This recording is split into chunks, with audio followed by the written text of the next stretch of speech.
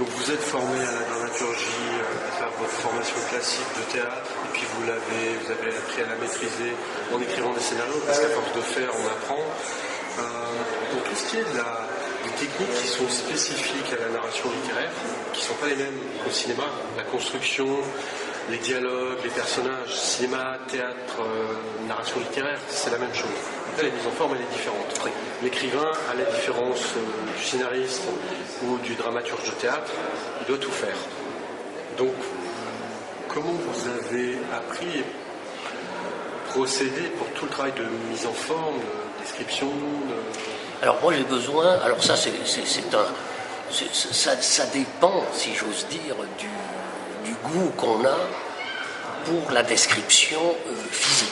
Par exemple, il y a des auteurs, certains auteurs classiques, Victor Hugo peut vous tenir 15 pages sur un coucher de soleil. La littérature d'aujourd'hui, par exemple, le supporte de moins en moins. C'est-à-dire qu'on a envie du descriptif, mais on 3 lignes, 5 lignes, 10 lignes. Bon, si on est brillant, on trouve des façons, des mots, des agencements, des choses un peu originales sur le truc. Enfin, on n'est pas sur le truc. Donc, ça, moi, personnellement, j'ai la nécessité de rendre concret dans mon cerveau ce qui se passe. C'est-à-dire que moi, j'ai un film. J'ai besoin de voir, d'identifier le personnage. Alors, mon personnage, quand il est créé, quand je le crée, je l'identifie à quelqu'un que je connais. C'est pas lui, hein, il peut être composé de 2 ou 3 personnes que je connais, mais quand je dis je connais, des gens que j'ai rencontrés une fois dans ma vie. Peut-être, et dont j'ai le souvenir. Brusquement, je dis voilà, il y a cette silhouette-là, ou dans un film, ou un truc, il a cette silhouette, il a un truc, il a ce type de voix, donc c'est très précis. Il a des tics, tel truc, je suis obligé de le voir, et je suis obligé de voir tout ce qui l'entoure. Parce que si je dis il sort de chez lui, il monte dans sa voiture, il démarre, il s'en va, je suis très embêté. C'est-à-dire si je l'écris comme ça, je suis très embêté. Parce que je ne sais pas à quoi ressemble sa maison, quel type de porte, comment il la ferme, si c'est un coup de pied comme ça, dans quel type de voiture il va monter, quel bruit ça va faire, quel est son... Voilà, j'ai besoin de toutes ces informations au départ. Sinon, j'ai du mal à écrire.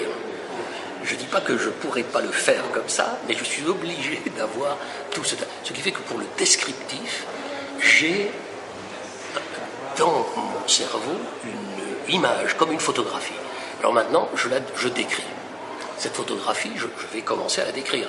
Et là, je vais me rendre compte, pourquoi, par l'expérience que j'ai, ou par je ne sais pas quoi, que cette description est banale, que cette description fait chier tout le monde, que c'est pas agréable de commencer comme ça, que finalement c'est une banalité absolue, que ça fait rêver personne, que ça me donne pas en peu de temps ce que j'ai envie de donner. Voilà, et donc là je suis obligé de chercher, en effet, une façon de m'exprimer, mais qui n'est pas uniquement là, que j'ai cherché tout le temps par ailleurs et qui aboutit un tant soit faire, un tant soit peu à ma façon de raconter idéalement quelque chose, qui est ma façon à moi. Et ma façon à moi, par exemple en écriture, c'est quelque chose, moi, que je transporte, c'est ce qui est difficile à réaliser, mais c'est ce que la vie amène. C'est quand on parle avec quelqu'un, on a un truc, et puis brusquement, il y a la personne qui fait un mouvement, et ça fait penser, mais une fraction de seconde, à quelque chose d'autre. Ou alors on a un petit blanc de conversation, et hop, on s'évade, on voit où la personne dit quelque chose qui nous renvoie à quelque chose. Moi, je trouve que en tout cas, c'est mon challenge personnel à moi, c'est de trouver en littérature, on est dans le présent, et puis d'un seul coup, il y a quelque chose qui fait que, et hop, on passe dans le passé. Quelque chose donc qui va expliciter le caractère et la composition en puzzle de mon personnage, petit à petit. C'est une façon de faire.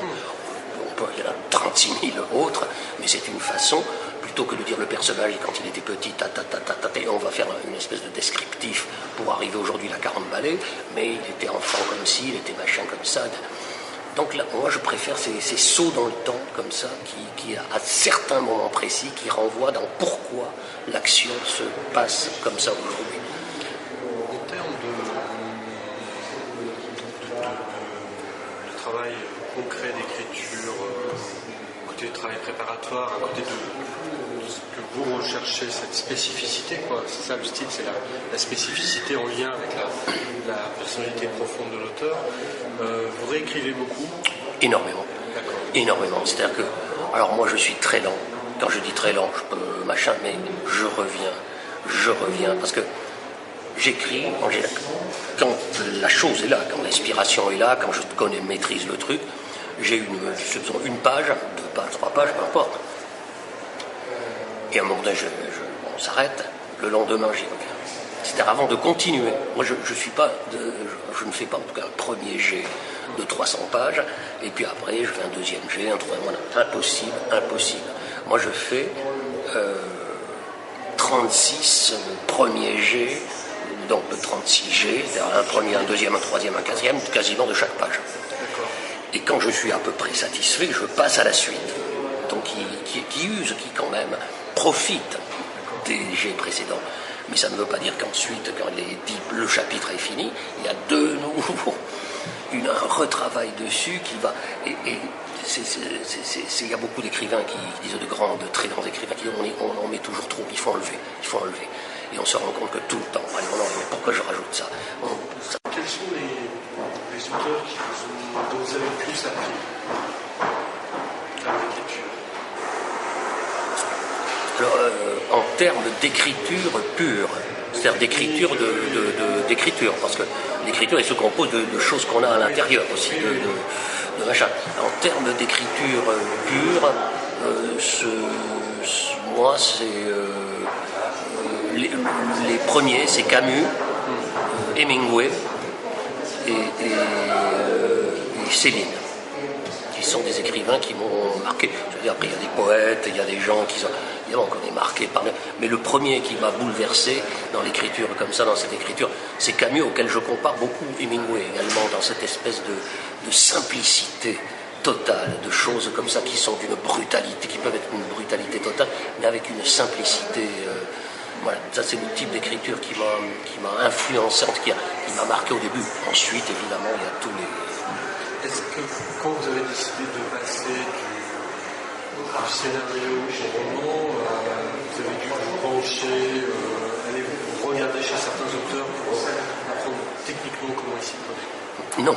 D'accord. Non, je ne l'ai pas fait. Je ne l'ai pas fait. J'ai essayé de... Je me dis, je ne l'ai pas fait. C'est vrai, mais je l'ai pensé. Hein. J'ai pensé à le faire. Je ne l'ai pas fait. J'ai essayé de résoudre mon problème.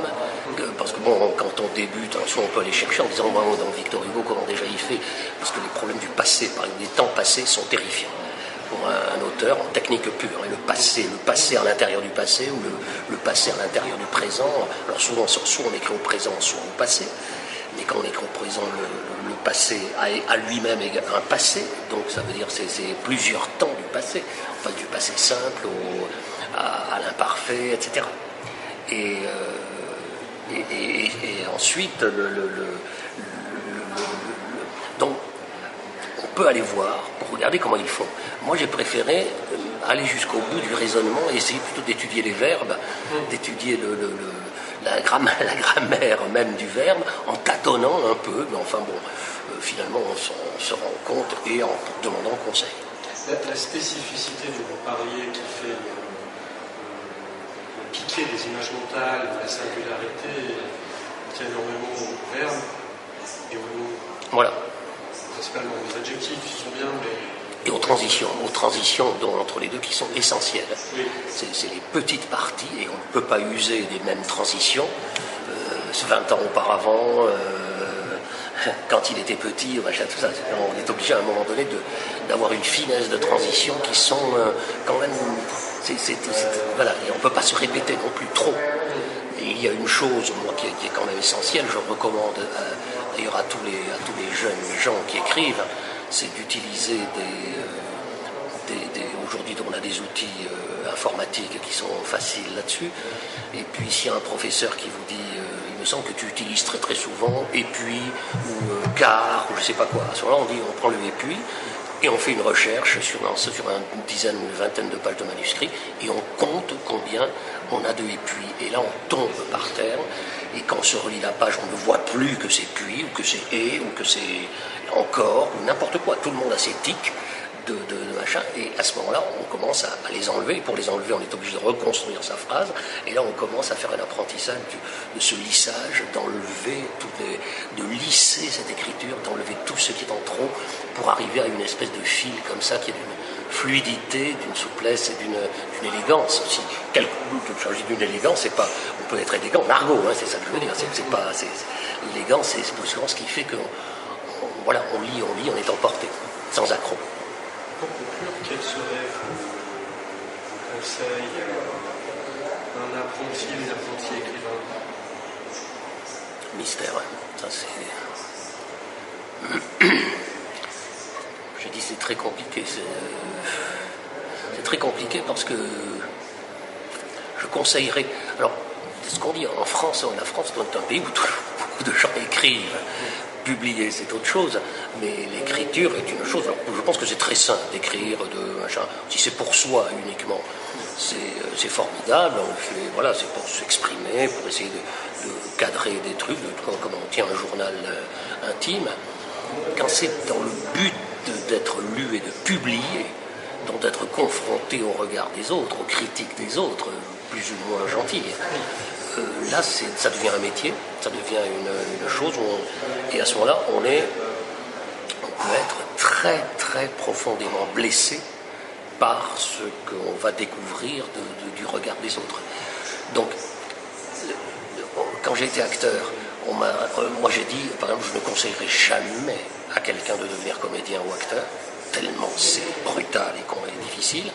Je ne conseillerais jamais à quelqu'un de devenir romancier ou écrivain ou poète professionnel, enfin dans le sens du professionnel, si malgré toutes ces réserves et tout, il passe au travers, alors ça veut dire qu'il a un mental d'acier, qu'il a vraiment envie et qu'il ne peut pas faire autrement en fait que de passer par là. Et à ce moment-là, je dis, voilà, il a assez de courage et d'épaules et de force et d'ambition peut-être et de solidité pour passer au travers de ce que les autres renvoient, mais également de ce que l'on découvre de soi, des bouleversements que ça produit de façon intime. Il faut faire attention, c'est comme une psychanalyse ce truc. Quelle est la fonction de la dramaturgie? Quel besoin elle répond? Elle répond à un besoin. Les gens ont de toutes origines, du monde entier, le besoin qu'on leur raconte une histoire est un besoin essentiel. C'est-à-dire que, voilà, c'est un besoin de rêver, c'est un besoin de sortir de son quotidien, c'est un besoin pour maîtriser tout ce qu'on ne maîtrise pas, c'est-à-dire tout ce qui nous entoure, qui peut nous surprendre, nous faire peur, c'est vital. En fait, c'est un besoin, l'histoire, raconter, écouter des histoires, ou lire des histoires de ce type-là, c'est un besoin vital dans l'humanité. C'est une chose. Alors maintenant, on peut toujours dire pour quelles raisons, pour quels sont les trucs, machin. Mais ce qui est sûr, c'est que depuis la nuit des temps, les gens écoutent des histoires. Il y a des raconteurs d'histoires, des gens qui écoutent des histoires. Et ça fait du bien. Ces histoires font du bien parce qu'elles s'expliquent, elles explicitent, elles permettent d'appréhender le monde autrement, de voir d'autres choses, d'aller plus loin que simplement la première vision du monde, de s'ouvrir sur le monde et puis peut-être d'enlever la peur, en fait, de l'inconnu, de rendre connaissable un certain nombre de mystères. C'est une des grandes spécificités de l'espèce humaine. Exactement, ça c'est sûr, ça c'est même essentiel. Voilà, merci.